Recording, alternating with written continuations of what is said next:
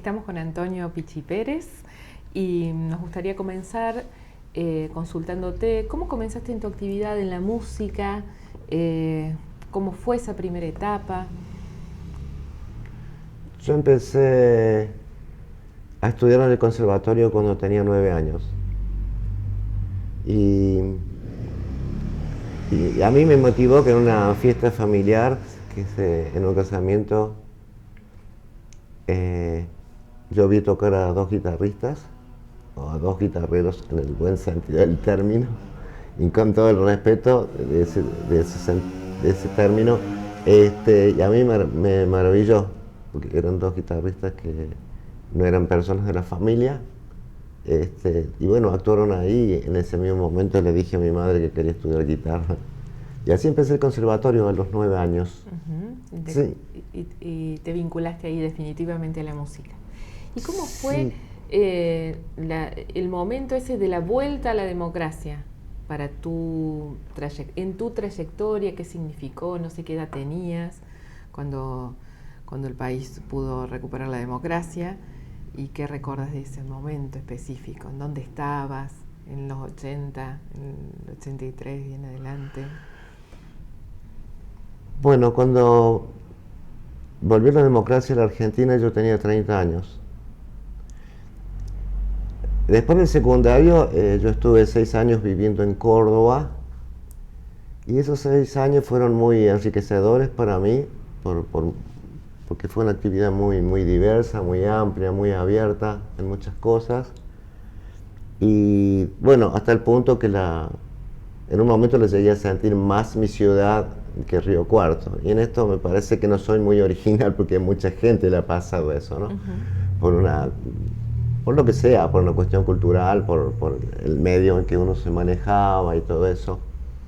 Y bueno, por supuesto, viví la dictadura, el horror de la dictadura en Córdoba, que sin subestimar la cultura o la información de la gente que vive en Río Cuarto, a pesar de que geográficamente estamos tan cerca de Córdoba, 200 kilómetros, yo siempre digo que en Río Cuarto no se tuvo nunca idea de lo que fue la represión en Córdoba. Uh-huh. Fue una cosa espantosa. Bueno, una guerra. O sea, por ahí sería un poco, no sé si exagerado, pero sería como una guerra, como las imágenes que ven en la Segunda Guerra Mundial, ¿no? En algún momento la desolación. O sea que eso fue terrible. Bueno, ¿cómo la viví? Creo que la he vivido como todo el mundo, en el sentido que volver a la democracia significaba volver a la vida. Porque más allá de tendencias políticas, o de ideologías o tendencias, la dictadura fue un corte con la vida, no fue el corte de un gobierno o de una tendencia, fue la muerte en sí mismo, como es la guerra. Uh-huh. Porque fue una guerra y fue una persecución, digamos, indiscriminada, donde si estabas en una actuación o no, que se puede llamar subversiva o no, o sea, no había distinción de sexo, de edades, uh-huh. Todo. Hemos visto lamentablemente en vivo y en directo los carros de asalto, así muy al estilo nazi, qué sé yo, no subir, digamos, como ganado, empujar así señoras que podían tener 90 años o una mujer joven con un niño en brazos y encima embarazada, era igual. Bueno, la cuestión que fue una cuestión terrible, eso no hace falta decirlo. Y pues, bueno, fue yo hacía poco que había vuelto de España, uh-huh. Porque yo en el 77 me había ido de gira, yo tenía 24 años, me fui de gira con un grupo vocal que se llamaba Musicantes, y me fui de gira por toda España. Y digo como un antecedente, yo ahí tuve como un antecedente de esa alegría, porque cuando yo llegué estaba la transición del rey Juan Carlos, uh-huh. Que a pesar de ser un miembro de la monarquía hizo muy buena transición, fue la apertura de España también, ¿no? A la vida también, ¿no? Al mundo.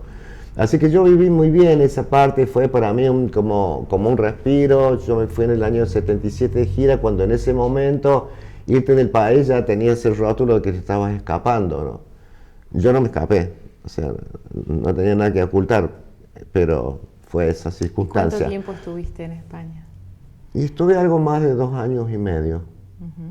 Estuve 6 meses en Madrid de gira y luego me instalé en la isla de Menorca, que es la hermanita menor de Mallorca, que la mayor. Claro.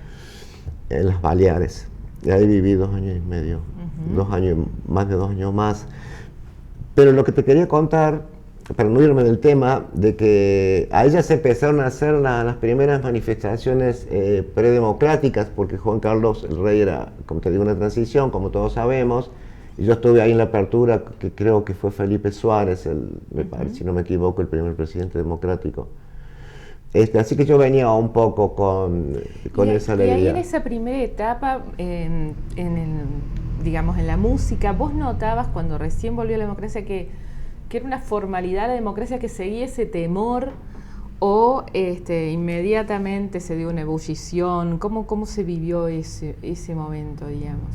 ¿En Río Cuarto o en Córdoba? No sé si específicamente vos ya estabas. Yo vine a Río Cuarto, sí.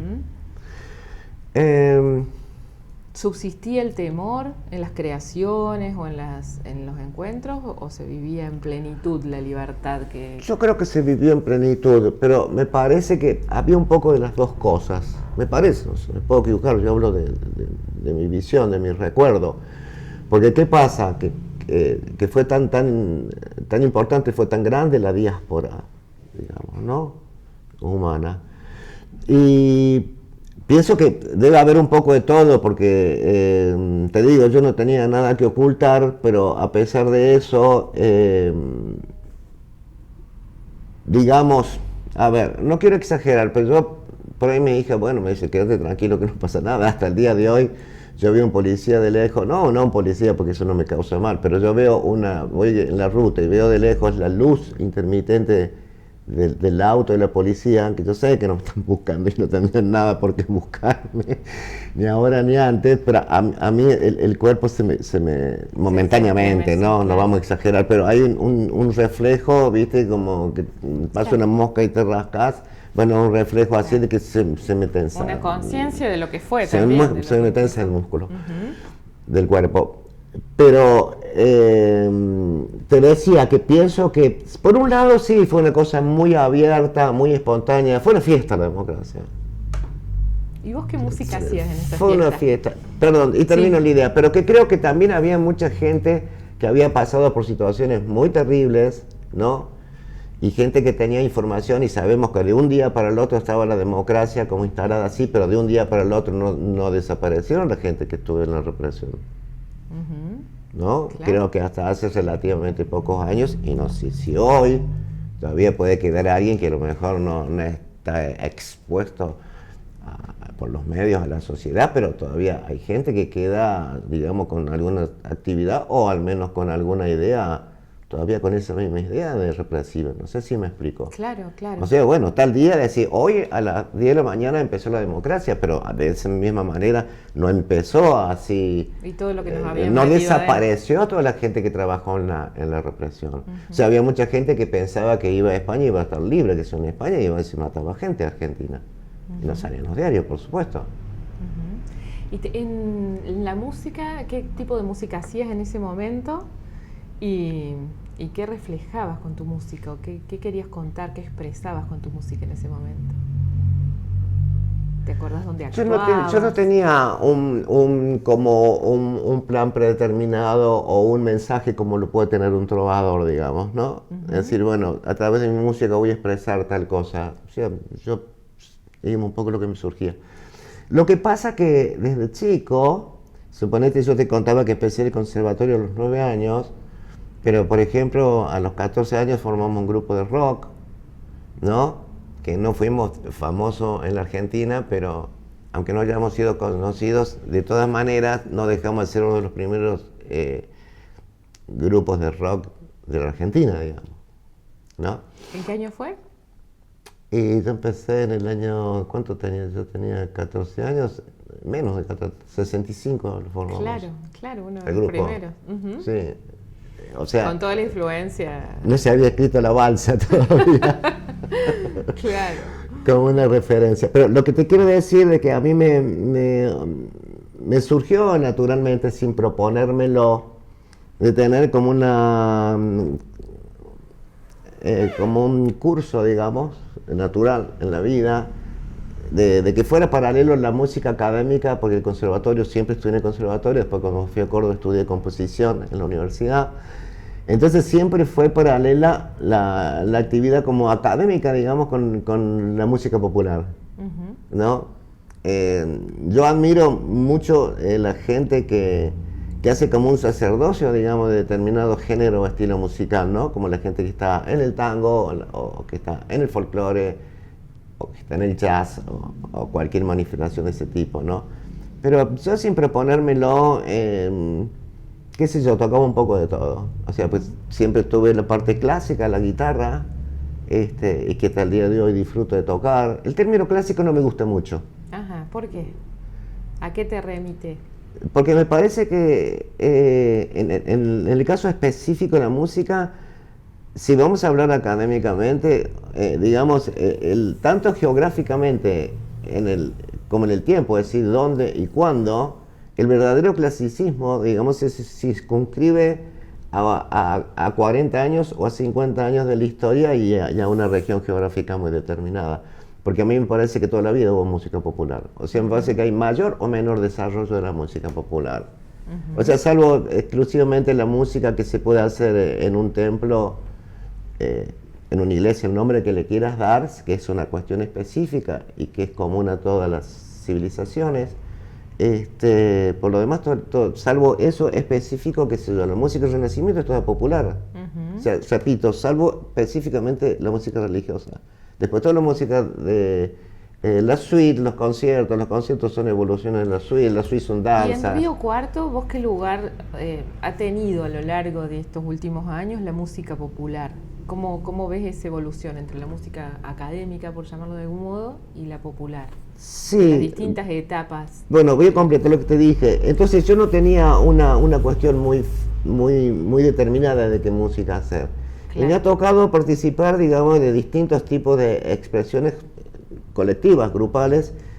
Yo siempre he dado recitales de guitarra solo, pero aparte de los grupos rock que he tenido, 1, 2 o 3 fueron.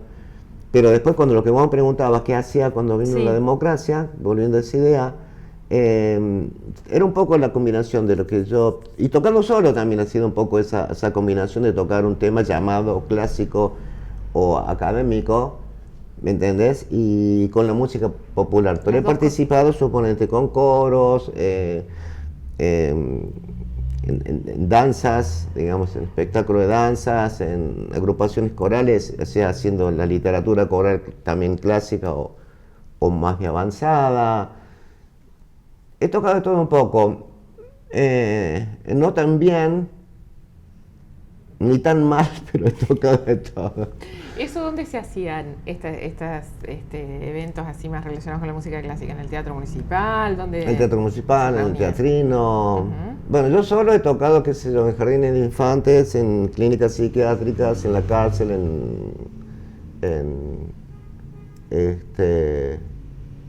en asilos de ancianos, en todos lados. Sí, teatrino, sí, acá antes estaba, de esa época era más acotada, digamos, las salas, ¿no? Medio que estaba todo entre el teatrino, el Trapalanda, el teatro de acá, y alguna que otra, el Museo Histórico, por ejemplo. Ajá, también tocaban ahí.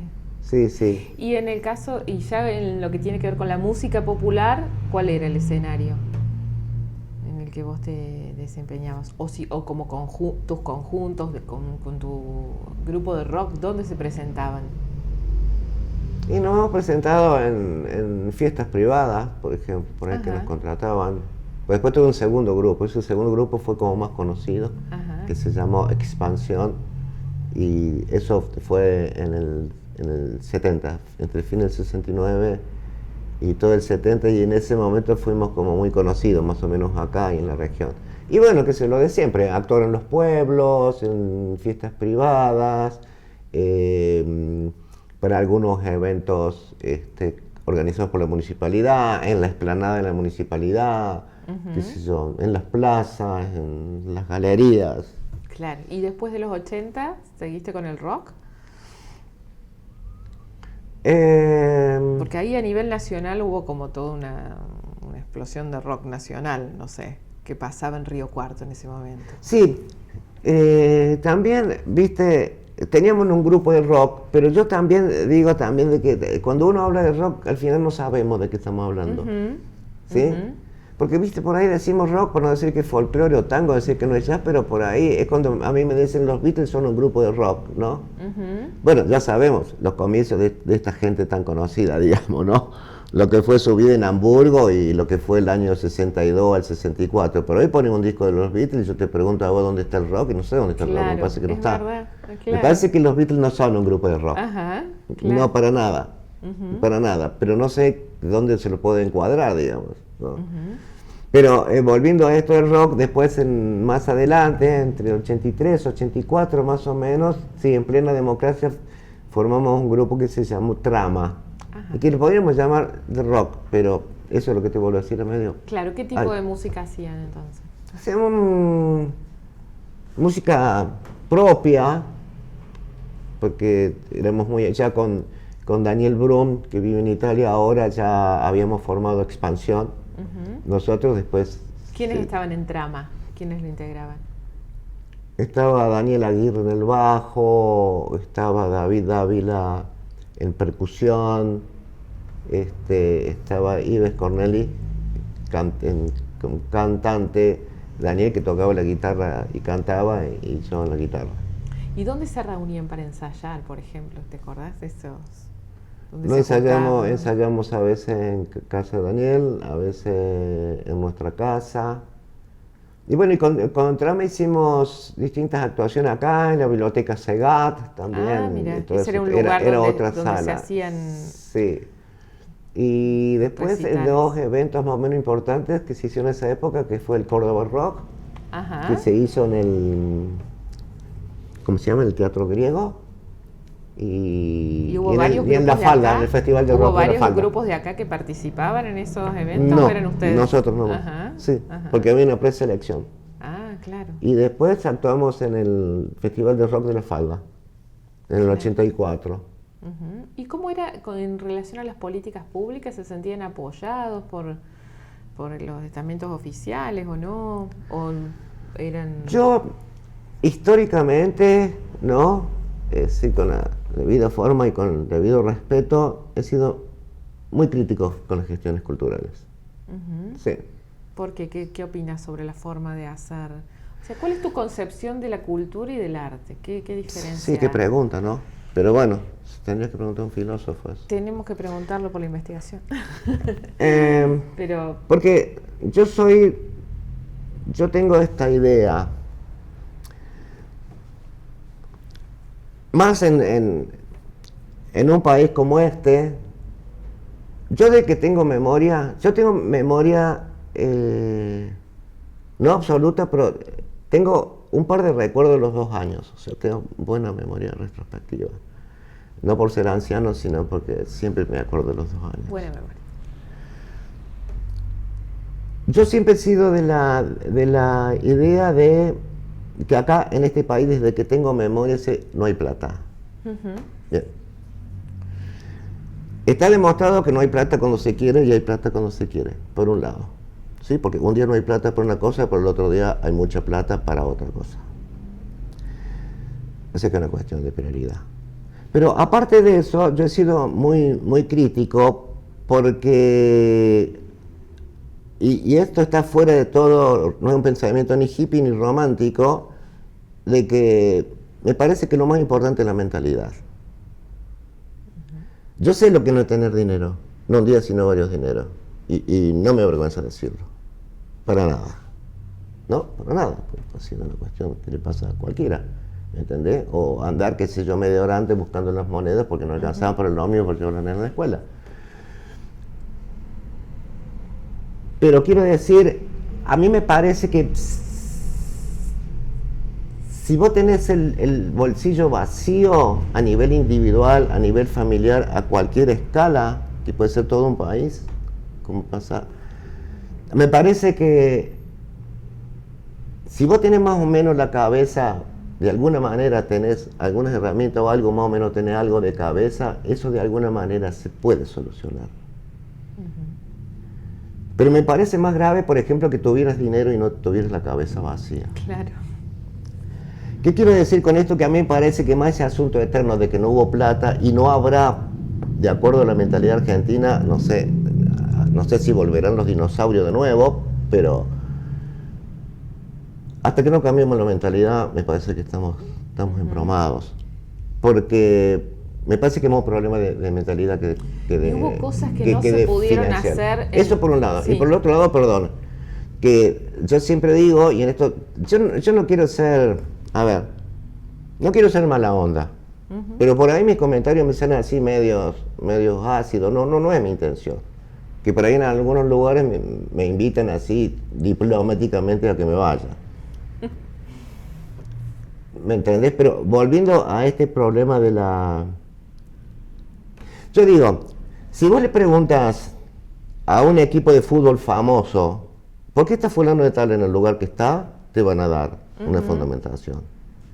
Con esto no quiero ser así ácido, ¿me entendés? Si vos vas al Colón y preguntás por qué está el que está, siempre hay alguna ayudita de mis amigos, ¿no? Como el tema de los Beatles, en cuestiones políticas, de influencia. Pero mal que mal, si vos preguntas por qué está el que está en la Sinfónica dirigiendo la Sinfónica de Berlín, o la que vos quieras, o la del Colón, te van a dar una fundamentación por qué está. Ahora yo he preguntado en Río Cuarto por qué está, no hablo de ahora, no quiero ofender a nadie de ahora, sino estoy hablando de toda la vida. Si fuera de ahora estaría bárbaro, que sería ahora nomás, pero yo estoy hablando de lo que pasó toda la vida. A mí me parece que si vos preguntás por qué están las personas que están en cultura, si han sido elegidas a partir de qué antecedente, de qué actividad, de qué experiencia, a partir de qué currículum. No quiero decir que, no quiero ofender a la gente que ha estado en todas las gestiones, porque en todos lados hay gente capaz y hay gente no, como todas las instituciones, ¿no? Vos podés hablar de cualquier institución y ahí está mezclado, mucha gente capaz, y yo no digo que no sean capaz, pero las directivas y todo eso han sido manejadas a partir de qué. No me parece a mí. Yo, por ejemplo, he estado, no quiero decir que en otros lugares sean mejores, ni mucho menos, tampoco quiero decir eso, pero sí quiero decir que hay una cierta manera de tratar las cosas. A mí me han dicho que no, a mí, y al resto de la humanidad le han dicho que no 1000 veces. No sé si me explico. Pero hay otra manera de manejar las cosas. Esos no, si te acordás momentos o cosas que no se pudieron hacer, que se trabaron y que... Muchas. Alguna en particular, cosas que la ciudad se perdió por esta falta de prioridades, digamos, o por estas diferentes prioridades que pudo haber tenido alguien desde la función pública. Yo me acuerdo que a mediados de los 80 yo viajaba a Buenos Aires yo estaba trabajando en el conservatorio de acá, como docente de guitarra, y tenía 3 materias complementarias del profesorado. Y yo viajaba a Buenos Aires para estudiar con un maestro a nivel internacional, argentino, que lamentablemente murió joven, que fue Miguel Ángel Girolet. Entonces yo logré que él me recibiera, porque esos maestros nos reciben así fácilmente. Entonces empecé a viajar con él y establecí relaciones con él, y viste que el viajar te lleva, es una cadena, conoces a uno, conoces a otro, me hice amigo de los que estudiaban con él también, no se abre todo un abanico, como es natural, en las relaciones humanas. Y entonces, bueno, de aquí de allá, bueno, entonces me empecé a conectar después con Miguel y todo eso. Yo estaba tan cansado acá de no poder hacer cosas porque no había dinero. Porque ese es el otro problema, viste, que todo el mundo cobra menos los músicos. Ajá. No ¿Te enteré recién ahora? Me imagino que es así, pero me sorprende. ¿Por qué dice que no cobran los músicos? No cobran. Porque si a vos te llaman, por ejemplo, dicen, mira, vamos a el domingo vamos a inaugurar una salita, ¿no? Sí. En un barrio marginal o no marginal, no, digo marginal geográficamente. Vamos a inaugurar una salita de que la escuelita es re pobre, ¿viste? Se hizo, tuvimos un año para hacer la piecita, qué sé yo, de aquí de allá. Yo no soy interesado en el dinero, pero me parece que el dinero es una cuestión de dignidad, sobre todo de los otros. Yo te voy a contar esa otra parte. Pero entonces yo a propósito pregunto cuánto pagan. Entonces el otro va a decir, bueno, y este desalmado, viste, que es una escuelita, viste, que está en la miseria absoluta y quiere cobrar. Pero yo a propósito pregunto, ahí sí me pongo mala onda. Entonces dice, y no, porque ¿cómo vas a...? No, nada, porque la escuelita es así, es pobre, que es lo más pobre del mundo, lo más pobre del planeta, que esto, que lo otro, los niños están muertos de hambre, qué sé yo. Entonces yo pregunto una cosa, ¿el albañil que construyó la piecita de esa tan pobre, qué sé yo, lo hizo gratis? No. ¿El electricista trabajó gratis? No. ¿El carpintero? No. Entonces, estamos en eso, ¿no? Claro. Entonces yo digo, si a mí me convocan, de que como he participado como amigo, pero si a mí me convocan a una minga, como acá no se usa ese término, pero viste que en las sierras o en la Patagonia, viste cuando se juntan todos los amigos un fin de semana para hacer el techo de una casa, le llaman minga, en algunos lugares, para algunos lugares más alternativos de Córdoba y todo eso así. Ahora, si a mí me llaman a hacer una minga, digamos, de que todos vamos a trabajar gratis, digamos, por eso, entonces yo voy, pero siempre que no cobre el músico. Claro. Fíjate vos. Bueno, pero volviendo al tema de cuando llego a Girolet, una vez yo conseguí, de que yo sabía que Girolet, por esos planes de cultura en la nación, le pagaban la actuación, le pagaban la estadía, le pagaban todo, ¿no? Para difundir cultura. Claro. Ahí creo que hasta el día de hoy existe eso. Con menos apoyo, pero más o menos todo eso. Entonces una vez conseguí yo de que vinieran una tanda de un guitarrista por mes, que no tenían que poner un solo peso, ¿entendés? Y no tenían que pagar el hotel, ni tampoco le tenían que decir dónde estaba el hotel, porque algunos iban a ir a mi casa por amistad, cosas así. Y yo le presenté el proyecto, que eran músicos de un nivel internacional, para que vinieran acá. Y me dijeron, y no, qué sé yo, por ahora... qué sé yo, no sabemos quiénes son, qué sé yo, bueno, lo vemos después. Era todo gratis, o sea que el problema del dinero no era. Pero yo insisto mucho con eso de la mentalidad, ¿no? No me quiero meter en temas políticos, por ejemplo, porque es un tema que no hablo por educación, porque hay señoritas. Entonces, me parece que el problema de la Argentina no fue, ni es, ni será económico, aunque parezca mentira. Yo no soy un experto, me parece que el problema de la Argentina es la mentalidad. Haciendo un repaso de la gente que, digamos, de Río Cuarto, de los músicos en tu actividad, ¿a quién destacarías? Hay muchos que se hicieron conocidos, que son famosos. También habrá otra gente que trabajó en el detrás de escena, sí, o que organizó eventos y que nunca apareció en los diarios. Si te acordás de algún momento en especial o de alguna persona en especial que a vos te parezca importante reconocer. ¿De acá de la ciudad? De la ciudad. Ustedes que están en esta cuestión tan fantástica de la memoria, por ejemplo, no a nivel sociedad, sino en las instituciones específicas, por ahí no se habla de la gente que ha pasado por las instituciones. Yo lo que veo, por ejemplo, un joven o un adolescente que puede estar en los primeros pasos de un club, ¿no? Digamos el fútbol, que es lo más popular, saben los personajes que pasaron por ese club, ¿no? No en el sentido de ídolo, de genio, sino personajes que pertenecen a la historia, como personas comunes, pero que han tenido su talento. Un chico que se yo, puede estar en River, en Boca, donde sea, pero tiene 15 años y sabe quién tuvo en Boca, qué sé yo. Si yo pregunto en el conservatorio que estaba en el año 60, me parece que no lo saben. Entonces yo te voy a hablar de gente que ahora no está físicamente, qué sé yo, la super maestra de piano que hubo acá y que dejó tanto, con tantas discípulos y discípulas de gran nivel, como fue la Coca Pomponio, que venía con toda la línea de Escaramuza, por ejemplo, ¿no? Que venía con toda la línea de Marta Argerich, ¿no? Hemos tenido gente acá en nuestras pequeñas, la Coca Pomponio, el maestro Pascualanza, son personas, son marcianos, o sea, no, son gente que no se conoce. Claro. Yo no quiero ofender a nadie, no sé si toda la gente que está en el conservatorio, no sé, aunque sea administrativo, ¿me entendés? Qué sé yo, un tipo que no es director técnico, pero que es administrativo en River, sabe que hay un tipo que se llamó La Bruna. Entonces, bueno, la Coca Pomponio, el maestro Anza son los que yo recuerdo así como que han traído grandes escuelas y que han tenido sus propias vidas. Por ejemplo, no sé si la gente sabe, por ejemplo, que en el conservatorio pasó Kayak Harari, que fue director de la Camerata Bariloche.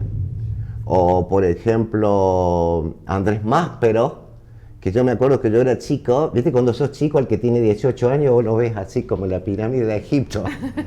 Sí, claro. Los ves como muy grandes. Y después cuando tenés 20 años también ves como muy grandes los de 40. Pero yo me acuerdo que lo veía así todo como un ídolo que era delgadito, así todo un espárrago muy elegante, que era Andrés Máspero. Ajá. Bueno, Andrés Máspero, por ejemplo, fue durante 18 años director de la Ópera de Hamburgo. Ahí no entras porque sos amigo de un senador. Eso es lo que voy yo, porque están las personas que están. Claro.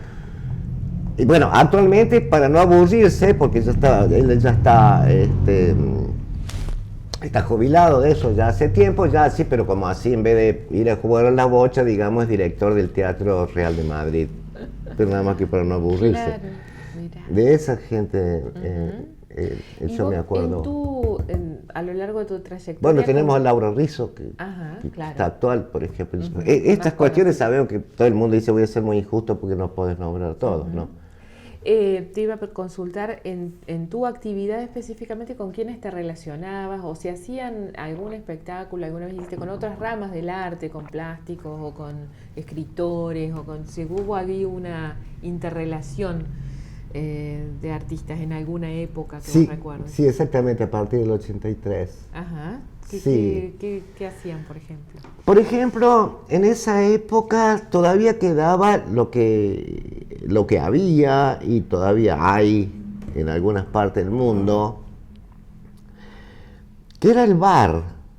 El bar, digamos, en el sentido que era como una especie de templo de la cultura, digamos. Aunque suene medio solemne así, la palabra templo.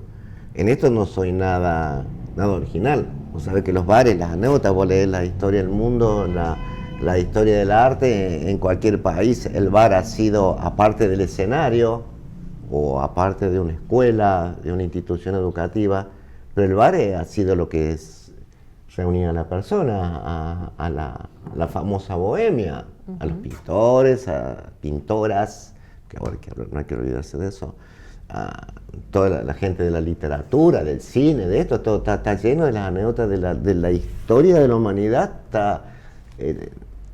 El bar es una cosa así. Y eso se vivió mucho en Río Cuarto, ¿no?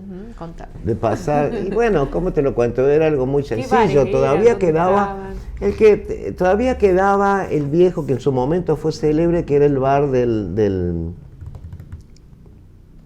hotel, del Gran Hotel. Bueno, pero antes de ser, después hubo un bar que duró poco, pero fue así como icónico, que fue el Aljibe. Estaba a media cuadra de la plaza. Que después se llamó el Aljibe. El ser. ¿Después se llamó el Aljibe?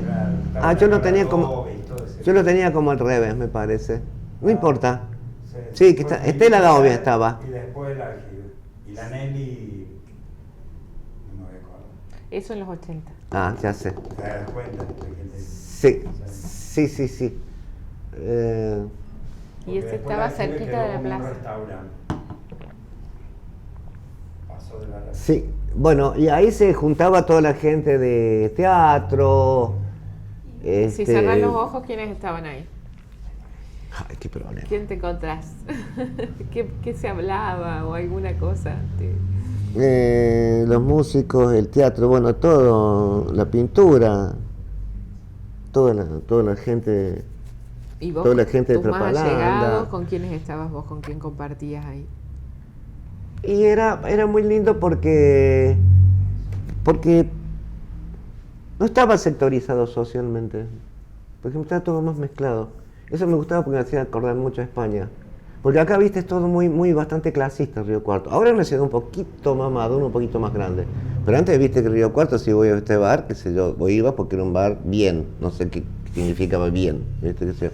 O estaba de moda o eras distinguido, pero si entraba al bar que estaba al lado es un Mersa. No sé cómo se dice ahora Mersa, sería grasa, no sé qué. Pero esas discriminaciones, viste. Y acá no, la gente de la cultura es como que como todos estaban... y en esa época era todo más mezclado, ¿no? En eso ¿De me qué gustaba. años estamos hablando? 83. Ajá. 83 en adelante. Me acordé El de 80 Nelly Benzoni. Nelly Benzoni, ¿cómo me voy a olvidar de la Nelly Benzoni? ¿Quién era Nelly Benzoni? Yo te voy a contar ahora. Si bien la democracia empezó en el 83, en el 82, que fue lamentablemente los Malvinas, que se dio, pero ya se empezó a ablandar un poco la cosa y ya estaba un poquito, no estaba muy lindo del todo, pero por lo menos era más difícil que te mataran. En cambio que antes no sabías si en los 15 minutos siguientes ibas a estar vivo. Ese es el problema de la represión, aparte de la represión en sí, que vos no sabías si mañana ibas a estar vivo. Pero volviendo a esto. Entonces, yo cuando era chico iba al conservatorio, entonces iba de mi casa al conservatorio que tenía en la calle Bolívar, Moreno, que iba derecho. Y antes de llegar al Jockey Club, a mano derecha había una librería que se llamaba Galaxia. Eso es importante que lo cuente. Esto es antes de la... estamos yendo y volviendo en el tiempo. Sí, claro. Bueno. Entonces, yo por un amiguito que nos hicimos amigos en la escuela primaria, y fuimos amigos hasta los 20 años, después nos separamos por los viajes, no nos veíamos nunca. Su madre tenía una librería que se llamaba Galaxia. Pero ¿qué pasa? Que estaba la librería Galaxia, pero después atrás, en la trastienda de la librería Galaxia, había un atelier de pintura. Entonces ahí estaba la Bobot, que le decían que era Bobot Molensun, que era la dueña de la librería, que su padre era francés y su madre austro-suiza. O sea, no era muy latina la madre. Pero ¿qué pasa? Ahí estaba la Nelly Benzoni. Por eso me acordé. ¿No era el Carlos Lichtenstein? El Carlos Lichtenstein, sí. Todo eso me tenés que hacer acordar vos, Claudio. En el bar le gritaban. Ser le decía. Por eso se llamaba Ser Café de la Gente. Ah. Nelly le gritaba Ser, lleva el café. Y entonces todos le dijimos Ser al bar porque no tenía nombre.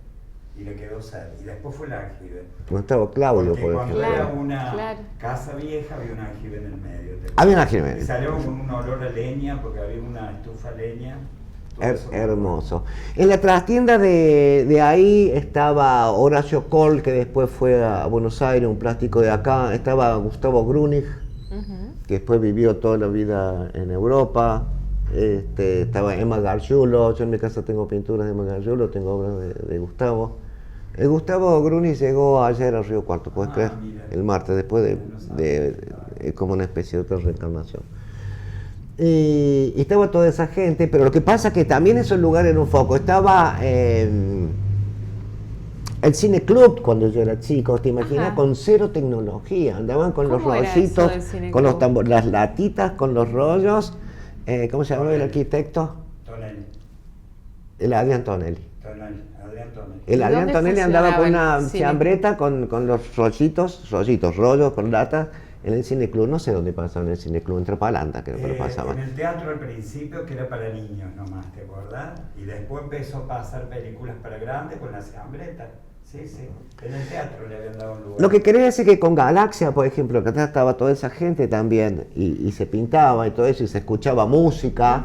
Entonces yo iba camino al conservatorio, ¿no? Y paraba ahí, ya sea cuando iba o cuando volvía.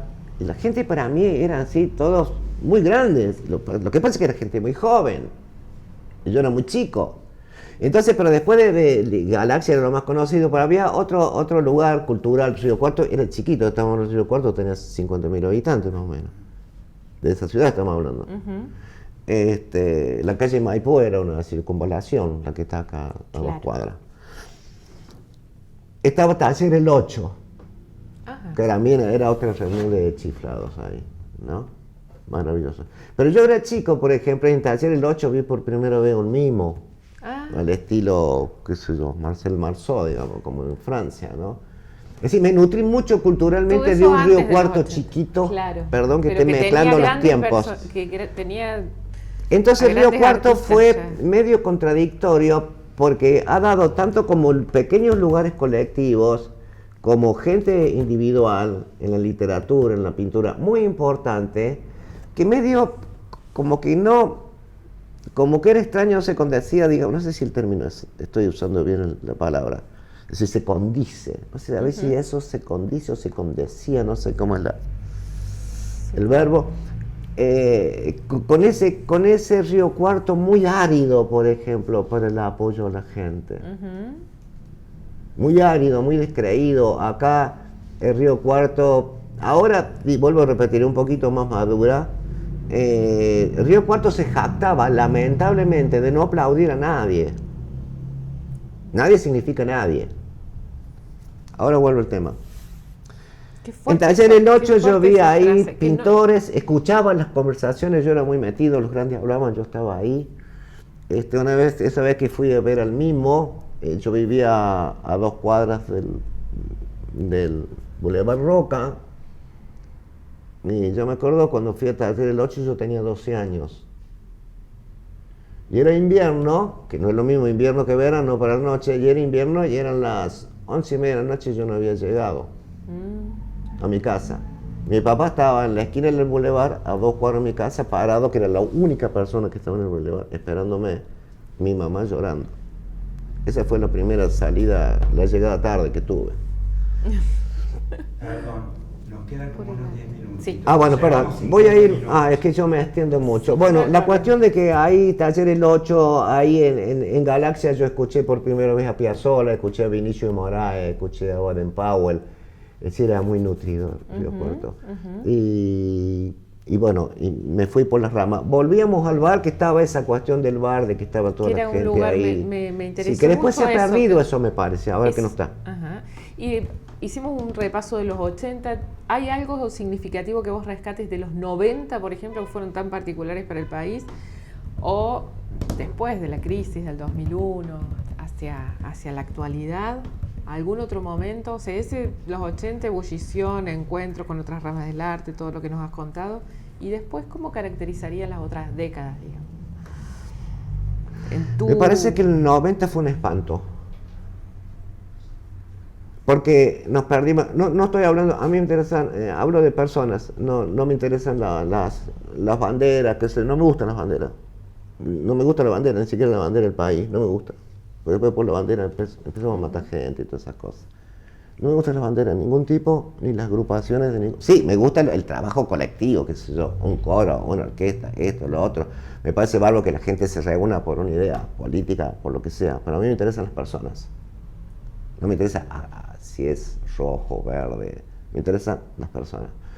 Entonces, a mí me parece que en los 80 reunió, al margen de cosas partidarias, hablando en general, resurgió una humanidad argentina muy importante, ¿no? No me refiero solamente al presidente que estaba en esa época, me refiero a un colectivo que hubo. Y me parece que nos perdimos una oportunidad porque por algo lo interrumpieron, porque no terminó ese proceso democrático de una manera natural, fue totalmente alterada. Absolutamente alterada. Y bueno, pero después de los 90 me parece que fue terrorífico. Me parece que mucho de lo que estamos sufriendo ahora en las cuestiones sociales, en mucha cuestión de problemas sociales, que no es el económico, porque hay otra cosa que es más importante, me parece que muchas cosas tienen en los 90. Sí, me parece que sí. O sea, bueno, estaba lo que se decía democracia. Pero a mí tampoco me gustan las cuestiones de democracia, es como los derechos humanos, ¿me entiendes? La cuestión es decir, derechos humanos es todo, viste, una cuestión que así voy al teatro, me levantan el telón, veo una obra que se llama Derechos Humanos, qué sé yo, pero después, viste, salís a la calle, viste, y se queman los bosques, hay mucha mentira, está muy, muy deteriorada la calidad humana, la calidad moral de la sociedad, de todo lo que nos hace como sociedad, sean dirigentes más altos, más bajos. Me parece que estamos sufriendo un problema bastante grave. Para los artistas, entonces no me gusta eso, los derechos humanos, porque cuando salgo a la calle no están los derechos humanos. ¿Para los artistas esos 90 también fueron uno de los peores años o no? Para los artistas. Yo me refería a la situación del país. Bueno, general, como ese asunto que se decía que estamos en democracia, pero volviendo a eso que hago analogía con los derechos humanos, que la democracia es otra cosa. No me gustan las películas así, ¿viste? Esos mensajes, ¿viste? Qué sé yo te quiero mucho, te cuido, ¿viste? No me gustan todas esas cuestiones así, ¿viste? ese franeleo así. No me gusta decir, si uno está en democracia, la democracia es otra cosa. Es todo, acá cuando cruzo la esquina tiene que estar democracia, ¿no? Entonces, en ese sentido, bueno, sí, no creo que no se lo molestó a nadie, cada uno hacía lo que quería. En ese también no quiero decir que haya sido terrible, la gente se expresó y sí, fue una evolución, pero me parece que no se continuó realmente lo que había en los 80. Sí, tuvo su cosa obviamente positiva y hubo una evolución en muchas cosas, ¿no? Me parece que los 80 fue... como el esplendor, así. Sí, me parece que fue el esplendor, sí. Me parece que nos perdimos el renacimiento de la Argentina. Porque más allá de la vuelta a la democracia, porque democracia y dictadura, estamos como River y Boca, más allá de eso, es que más allá, vuelvo de los títulos, es de que parecía que el país que podíamos ser un país. Todavía no somos. Yo para mí país es otra cosa. Me parece que es otra cosa. Me parece que este es un territorio que estamos así, viste, como que compras un campo, pero todavía no hiciste la casa, ¿no? Entonces tenemos un territorio así, que estamos viendo qué hacemos, pero me parece que todavía falta eso que se llama constituir. Me quedé pensando en una frase que dijiste, que recordabas, que en Río Cuarto como que se jactaban de no aplaudir a nadie. Bueno, sí, vos sabés que yo lo he hablado con mucha gente de generaciones anteriores a las mías, y en el mundo del jazz, todas las expresiones, los cantantes melódicos, la música melódica, el tango, el folclore, lo que vos quieras, lo han dicho desde la época de Gardel, y no te estoy exagerando porque he hablado con los mayores, ¿entendés? Y del último que me enteré es que es Charly García, que han dicho esto, con una palabra, leve diferencia de palabra, han dicho, si vos vas a Río Cuarto y te aplauden, puedes tocar en cualquier parte del mundo. ¿Y cómo, si tuvieras que definir en función de esto, todo esto que vos conocés y tu experiencia, la identidad de Río Cuarto, de la cultura de Río Cuarto, qué elementos pondrías ahí? Es lo que te decía un poco antes, el Río Cuarto tiene su riqueza en generar personajes aislados o pequeños movimientos. Tiene su cosa. Hay cosas que exceden a lo que yo conozco. Bueno, en realidad conozco muy poco, pero no de lo estrictamente musical o artístico, sino de lo cultural en lo muy extenso del término, por ejemplo. Creo que Río Cuarto es una de las ciudades del país que tiene más vecinales, y eso me parece fantástico. No sé si tiene 100 y pico de vecinales.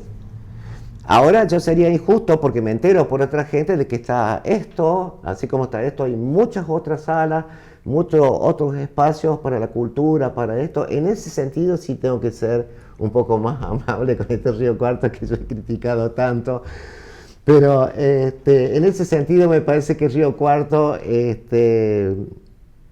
no es un cumplido, tiene sus cosas positivas, me parece que Río Cuarto está logrando una identidad muy fuerte. Y no es por quedar bien ni por un cumplido, pero lo que está ocurriendo en este momento, no es porque esté yo, porque va a estar otra gente, todo lo que está haciendo acá el equipo, Claudio, vos, Victoria, todos los chicos que están, es una muestra de ese crecimiento de Río Cuarto, porque hay mucha oferta en Río Cuarto ahora, de danza, de telar, de esto, de lo otro, de lo que se te imagina lo puedes hacer en Río Cuarto, y no en cualquier lugar existe eso. En ese sentido, eso me reconforta y me reconcilia con Río Cuarto. Pero eso es el fruto de la gente independiente. Yo sé que por ahí hay algún apoyo, pero yo sigo siendo que hay que cambiar un poco la cabeza con la conducción desde la parte oficial. Y Río Cuarto me parece que es muy rico, me parece que es una ciudad que va bien, me parece que es lindo, tiene muchísima oferta, me parece que comparado con el Río Cuarto que yo conocí es una ciudad más grande, más madura, o sea, me parece que está bien, está bárbaro, hay mucha oferta de todo y eso me pone muy contento.